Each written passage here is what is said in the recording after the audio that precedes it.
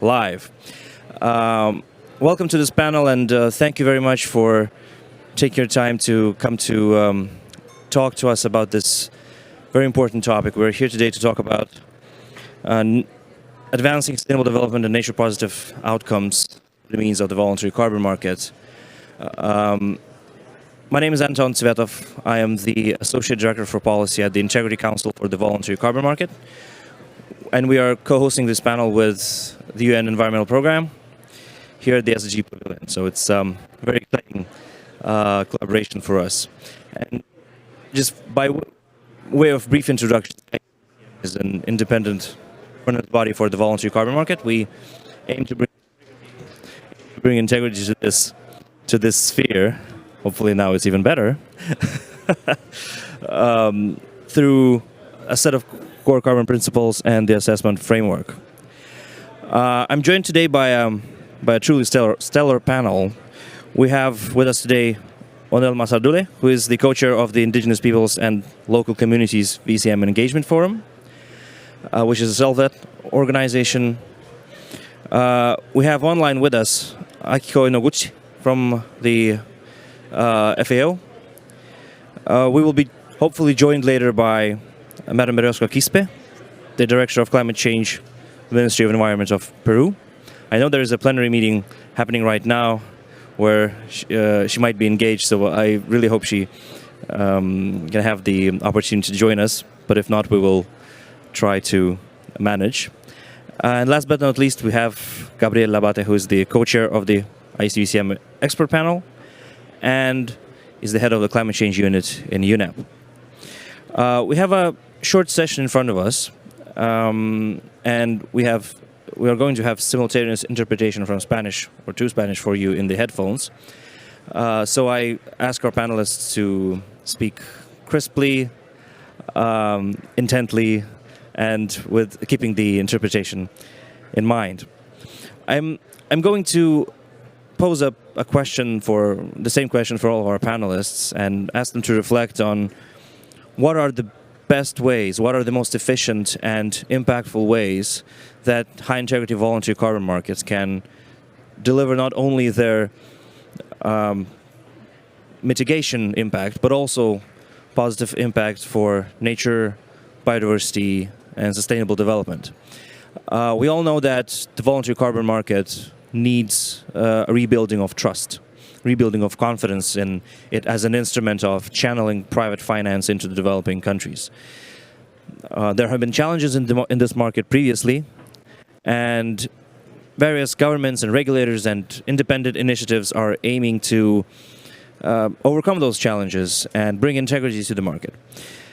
So what I would like to ask our panelists is, what are some of the key ways that we can make sure that the voluntary carbon market, the VCM, works for these spheres, that it delivers not only on the mitigation impact, but also on the co-benefits, on the sustainable development benefits, and on nature-positive outcomes. And more importantly, and most important, to the local communities that are actually on the ground in charge of implementing these projects. The non-exhaustive menu here is obviously regulation, international standards, independent market initiatives, and of course stakeholder interaction and engagement. So I'd like to go first to Onel and take his views on this issue. How do we make sure that the voluntary market really delivers for these goals? Over to you, Onel.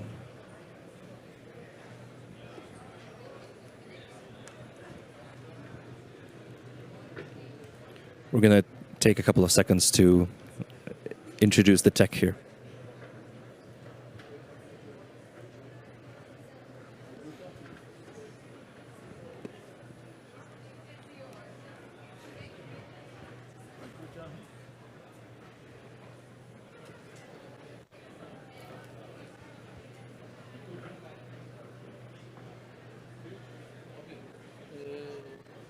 Is this working? Hi, everyone. Thank you very much for this invitation, for having me. I'm very happy to see all the participants here, the last day of COP. I know there are lots of things to do in the ending of this COP. So yeah, it is not easy. So thank you for coming. This topic, it is key, crucial, especially when it comes to the fact that indigenous peoples now, so we see that there are two like scenarios, right? There are those who are against carbon market and those who are really interested on taking this into account and going ahead. So the voluntary carbon market could have this positive impact, but we need to take into account these aspects. In our Indigenous Peoples Forum, we are addressing this issue. We want to strengthen this proposal because we all have to contribute in order to find a solution to combat climate change, because this affects everyone. Okay, so we need to contribute together. We don't live in another planet. We live here. We live in Earth, on the Earth, okay? In this small, like home that we all have. So for us, we need to take into account some principles in the carbon market. Transparency, for instance.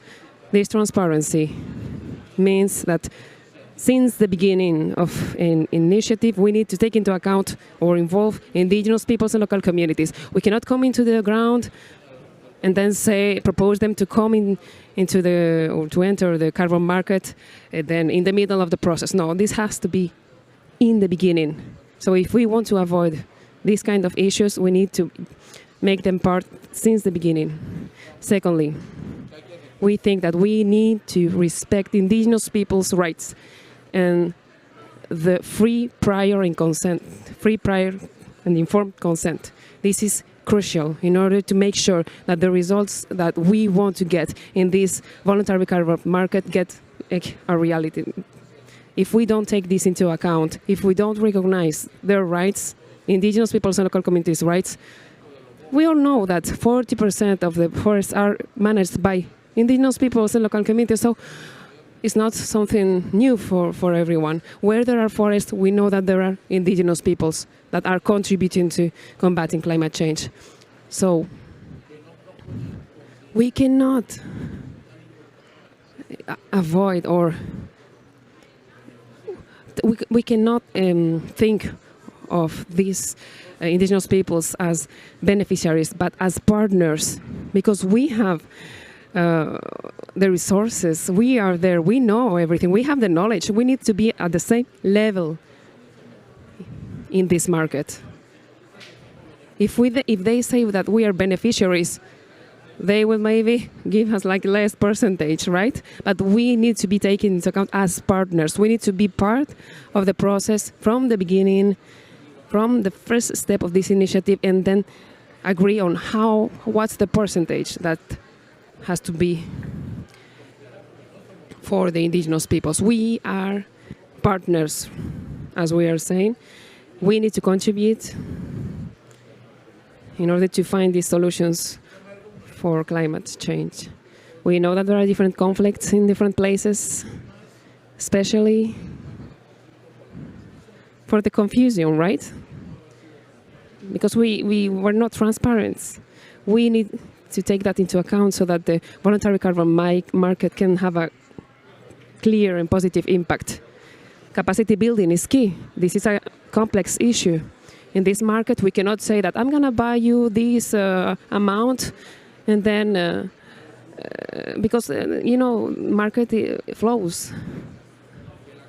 So capacity building is not only about teaching indigenous peoples on mathematics or how to measure carbon in a forest or whatever. No, we need to carry out this capacity building on how the market works. What's the process in this transaction, right? Because this way we can avoid confusions. We need to think on not only today, but we need to think on the long term. Even indigenous peoples and local communities can be part of this if they are trained. So in order to make sure that this voluntary carbon market has success, we need to take this into account.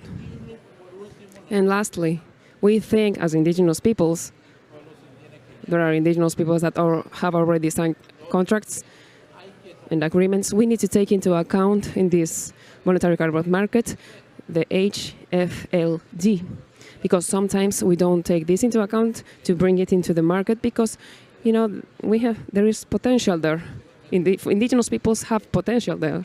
So, yeah, I know that this is a short panel, so I'm gonna stop here. Thank you very much. Thank you very much, Onel. I think you've really highlighted all the key places where we have to make sure this is mainstreamed into the VCM, and that this is one of the vehicles how the VCM can regain trust and confidence in the communities. I'd like to move over to Akiko right now and ask her for her views of this issue. What are the inflection points? What are the instruments that we can use to make sure that the voluntary carbon market delivers on nature and sustainable development? Hello, can you hear me there? Yes, perfectly. Thank you. Okay, great. Hi, everybody. My name is Akiko Inaguchi, and I'm here, as you can see behind me. Is that the right direction? I am basically a rapporteur for you, coming out of a exchange that we've had in the Mekong region in Southeast Asia on social integrity of forest carbon. We've had this exchange in the last three days, and I'm going to feed back to you what we have basically discussed in response to Anton's question. We started off also acknowledging that ICBCM has given the green tick for 3 REDD+ related methodologies, and that we are closely working on. So very happy to hear about that, and discuss with the 3 countries what does this mean and how do we go from here. I'll first tell you that there is huge optimism for VCM in these countries. It's really important. And these 3 countries, well, Vietnam is one of them, Cambodia, Laos as well.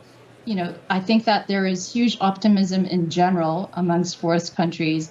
But I think it's really important to highlight that not all countries are these high governance countries. Where most deforestation does tend to happen are the low governance countries. And it is possibly one strategy on the part of buyers to consider it as a risk mitigation strategy to avoid REDD+ to start with, as well as low governance countries. However, if you think about the long-term solution, really on climate change, I think the viable solution that we need to look into is how to engage with these difficult agendas we have in front of us, including the forest deforestation and degradation that we see in the countries that I've been engaging with so far. I think that engagement is therefore a key word amongst the options that you've laid out, Anton. I think that stakeholder engagement is really, really important. And I think that's been highlighted throughout the course of the last 3 days. I think that there is an ocean of distance between the buyers and the sellers. One of the exercises that we've done is putting on the buyer's hat. So as forest countries here in this region, we often think of things in terms of how do we implement a forest carbon project. But it's really important, as this word integrity comes out, to think about what is it that the buyers need? What is it that they're looking for? And what do they want to avoid? And I think it's the same thing for the other side. I really encourage the buyer side to take on that same exercise, wearing the seller's hat. What does it mean to do FPIC in these countries? What does a grievance redress mechanism mean? The language is different in a literal sense, but also in a figurative sense. It's very different for forest countries to begin with, let alone the communities. It's a complete different reality and a common sense that we have that we are working with that we need to connect. So I think it's really important that the two sides think about each other's realities and try to bridge this gap that we have between us. And lastly, while I did say that stakeholder engagement is a critical, I think one of the biggest ones that I would focus on amongst the options that you've set forward, Anton, I would also say that there's plenty of scope for regulation. Of course, regulations in terms of national regulations, guidance, but ultimately it's about local government as well. Local governments are the ones that are interacting with the local communities that can really facilitate that space. So the ability for local government to come in to understand the regulations and guidance that sets forth by national governments, and to conduct monitoring with the communities. Let me leave it at that. Thank you very much, Akio. And I will, if I may follow up with a short question and then go back to Onel on something you said as well. You're coming to us from a different region, quite far away from where we are right now, or from where some of the communities affected and participating in these markets are. What would you say the approach could be to having both well understood, standardized, universal, if you might say, international approaches to these issues of ensuring that voluntary markets deliver to nature and sustainable development, while also taking into consideration the local conditions? Where is that? How do we strike that balance? And do you have any sort of insights into how some of the let's say universal rulemaking or initiatives have been received in the Asia Pacific, for example? Yeah, I think we've had a lot of that, starting out with, we started out 10 years ago with what is REDD+, and trying to translate that into local, countries and then into local context. Standards are great, but they mean they need to be contextualized nationally. I think it's really important to have that scope for contextualization, and of course in different regions and different countries, but even in the local context. I think it's, epic is one word, but depending on where you're saying this. I was just talking to some colleagues who say, we can't even translate the word integrity into the national language in some of these countries. I think it's really important that we give that space for interpretation. It's not one ruler that you can use to measure how that variation, the variation and implementation.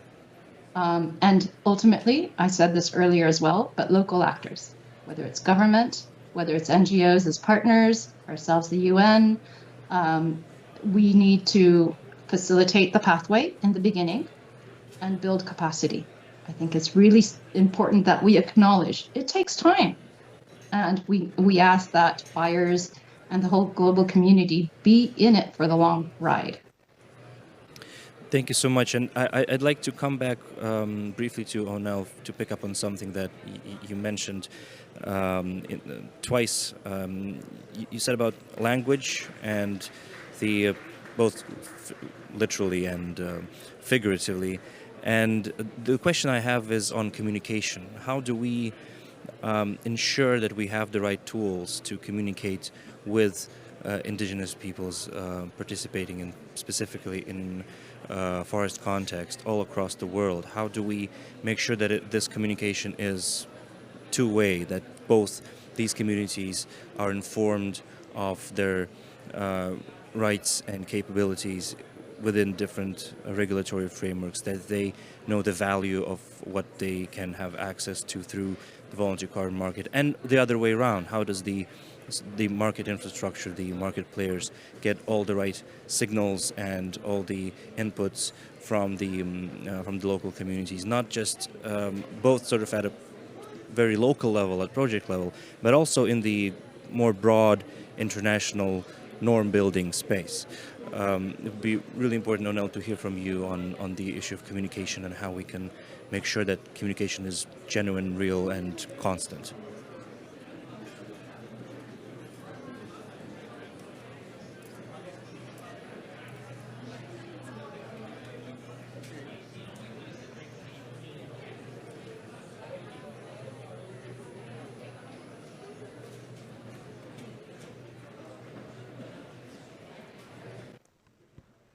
Can you hear me well?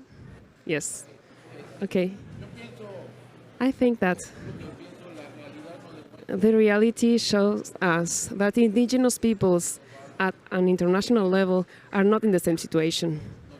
We don't have the same situation. There are different particularities per region and per country. There are indigenous peoples that are not recognized, their rights are not recognized, their territories are not recognized. Some parts, yes, but it depends on where we are. So this is a challenge for us to know how to communicate and see how they perceive this involuntary carbon market, depending on the reality, right? One of the things that my colleague said, it's the language, right? In order to involve them, we need to understand, right, each other, to know how can we get to this communication. Maybe if we use a term from the carbon market, if sometimes we don't find the translation, right? Depends on the context. So this is harder, right? We are thousands and thousands of indigenous peoples. So what we really want through the forum, the engagement forum of indigenous peoples and local communities on the voluntary carbon market, is to get to bring a representative from each region to the tables. So we are 8 representatives from different parts of the world, Africa, Asia, South America. So we want to see how we can bring these decisions or these initiatives to the communities so that in the ground they can understand and have this notion, right, and understanding to know what this initiative looks like, right? So there are different conflicts because they didn't understand. That's why they refuse, because they see, no, they want money from us, they want to take advantage. If you sign the contract, you will get this amount of money, and then what? In my country, in my community, I received a proposal in Panama, from Panama, from the voluntary carbon market. What they told us, you're gonna make $400 million in a few amount of years. So I was like, oh, so you don't trust, right? How so easily I'm going to make that money?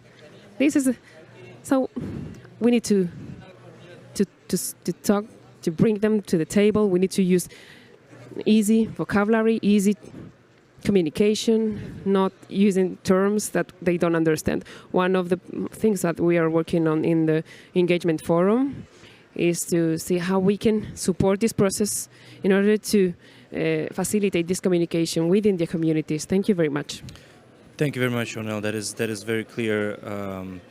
And I'm thinking of, as a speaker from a representative of the ICBC, I'm thinking of some of the elements of our assessment framework that talk to that, and us looking at carbon crediting programs, their rules, and how these ensure that this communication is done in an understandable manner. If I can turn over to Gabrielle to maybe reflect a little bit, take one step maybe back and talk a little bit about how the VCM can deliver broader sustainable development benefits, and not only from the safeguarding side, let's say, not only from managing the risks, which is of course crucial, but also on delivering the benefits for nature and for sustainable development, for jobs, for the environment, and how the existing or emerging international frameworks and initiatives can help do that, and what's the next step? What's the next step we have to take?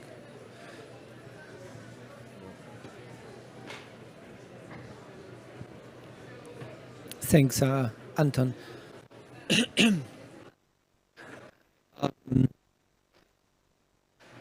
You hear me, yeah? Okay. As you may know, last Friday, looks like a month now, but it was only a week ago, the ICBCM gave the CCP the core carbon principles to 3 RED Plus methodologies. These were R3s, Berra JNR, and BM 0048. And the three of them work at the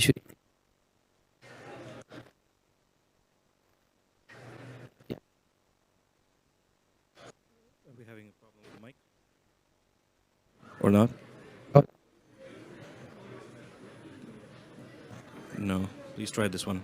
Try this one. Okay. And as part of this assessment, we took a look at these different methodologies and the different criteria, and a key criteria when it comes to REDD+ is actually environmental and social safeguards. And being REDD+ within the environmental and social safeguards, all of them are important, but actually participation, respect, FPIC when it comes to indigenous people, that's something that we particularly pay attention to. And while it is true that in the past, REDD+ had problems, we know projects that unfortunately either over-quantify emission reductions or, as Onel was saying, went to communities with information that was not real. It is also important to consider that the market has learned and is improving. It is not static. And part of this not being static is that these new methodologies that the ICBCM assessed, in fact, are significant improvements over the old methodologies that we have seen in the past. So that's a first step. I mean, that the methodologies, what we see on paper,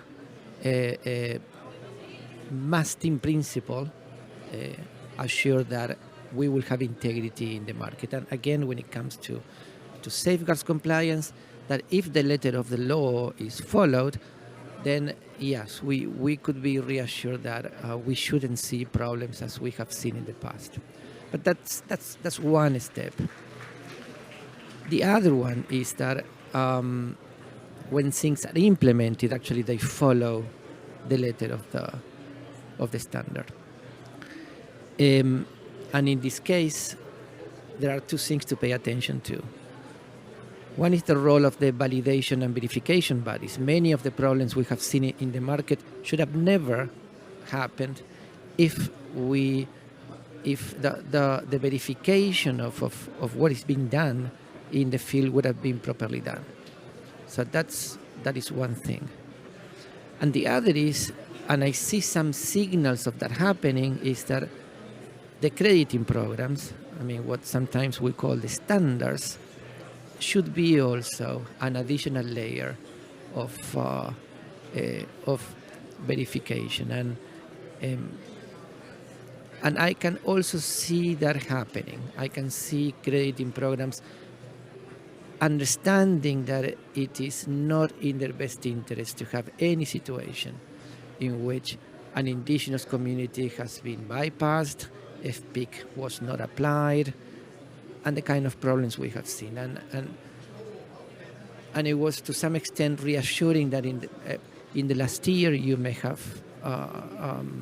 seen a couple of projects that ended up in the news for problems on social and environmental safeguards, and the registries, the first reaction, 48 hours, was to take them out, put them on hold until an investigation could be carried out.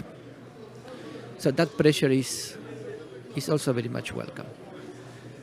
To complete this response, Anton, for the future, what the ICBCM will be doing is that we will be monitoring. I mean, given a CCP, this seal of approval, it is not a one-off step in which we give it and we never get back to that. We will be monitoring that, what it is in the letter of the methodologies, is in fact implemented, we will be looking at the other parts of the market that are there to give us reassurances that we will not see these kind of problems. And if and when necessary, we will be working with the crediting programs to improve over time. Thank you, Gabriel. I'm going to look and maybe give a chance if anyone has a burning question to raise their hand and or signal to me, and I will give that opportunity. But if not, I have many other questions as well, and also things to say. If I may sort of, because seeing as we don't have much time left, maybe round this up by asking all of our panelists to just in 30 seconds say one thing you think you're most excited about in the next couple of years in the evolution of this space. So the nexus between the voluntary carbon market and the sustainable development and nature space, and what's the one sort of promising thing you're looking at and thinking, oh, this is really going to change things or might change things. Onel, would you like to start? Or I can pass to Akiko while we do the exchange of microphones. Sure. Well, it's difficult, to be honest. What am I looking to? I'm optimistic, but I must say, I think we need to acknowledge it's going to take time and it's going to cost money. High integrity is not something that comes quick and dirty. That's why it's high integrity, and it's going to take a lot of resources. So this finance COP is important. And as I said before, we need partners, we need buyers that are going to stick for the long run and be with us, acknowledging that you can't get to what we need to achieve in the Paris Agreement overnight. Or without resources. Over. Thank you so much. Onel?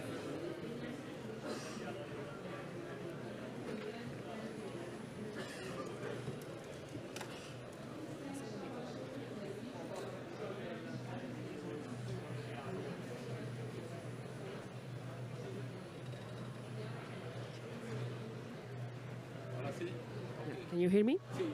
Yes? Okay. Yeah, I share the same view.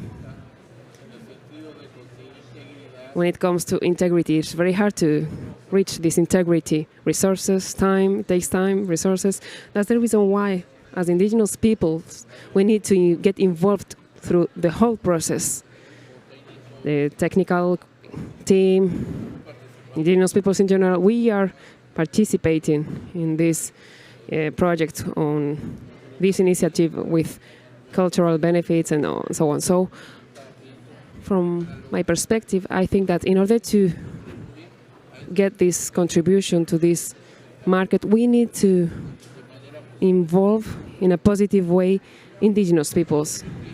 I think that what I really would like to see in the short term, let's say, is from the bad experience, of course, and the good experience, is that I really want to see that indigenous peoples can benefit from that and also contribute to the forest and get to this, reach to this 1.5 goal, right?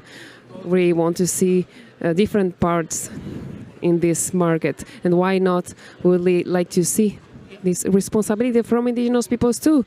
I'm sure that we can contribute, because we are all in the same planet. We all feel this crisis, climate crisis. In my community, it's a very small island. So if we see the effects, we feel the effects of climate change, I'm not going to lose only my house, right? I would lose my culture, my knowledge. So for me, it is very crucial to contribute. All of us need to contribute to these outcomes that really want to get from this voluntary carbon market. Thank you very much. Gabriel?